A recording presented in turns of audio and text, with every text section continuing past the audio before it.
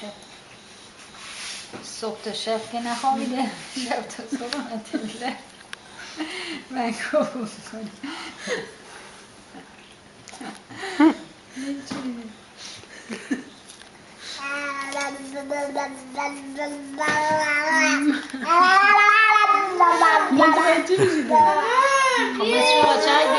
مامانش ببین حسن جون چی میگه؟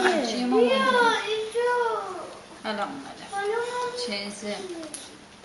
چقدر شد دستمزد نداشت کردی بچه پرورش داده جون خیلی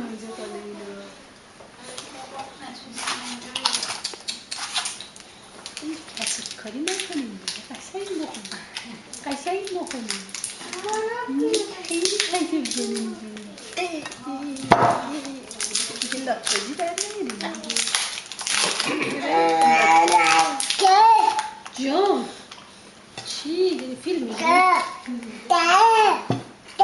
بعدن این فیلم ها رو بهتون نشون میدن بعدن پروژکشنی به شما نشون میدن میگن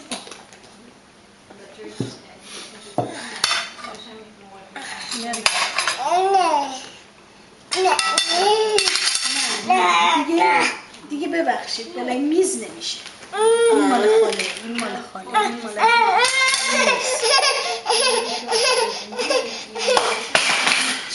چی میخوای؟ اینو آبیم شیر تو چی؟ آبه نه آب تشنشه بمیرم آبه میخوای؟ این آبه نداره بذار بابایی الان آبه میرسه الان یه خورده بیدونه بخور تشنه خیلی باز تشنش میده جانه دلم بیا بجاره شیشه خورده توی مقدار زیادی خورد ولی مثل که آب جای شیر نمیگیره شیر جای آب بهبودمون میخوام مسئله بزنی شب بخیر بگو شب بخیر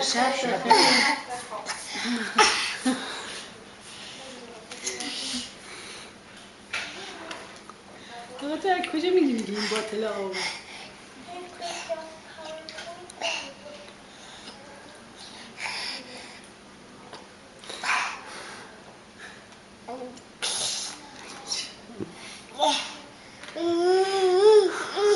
چی میگه نگاه هم نکنی بیا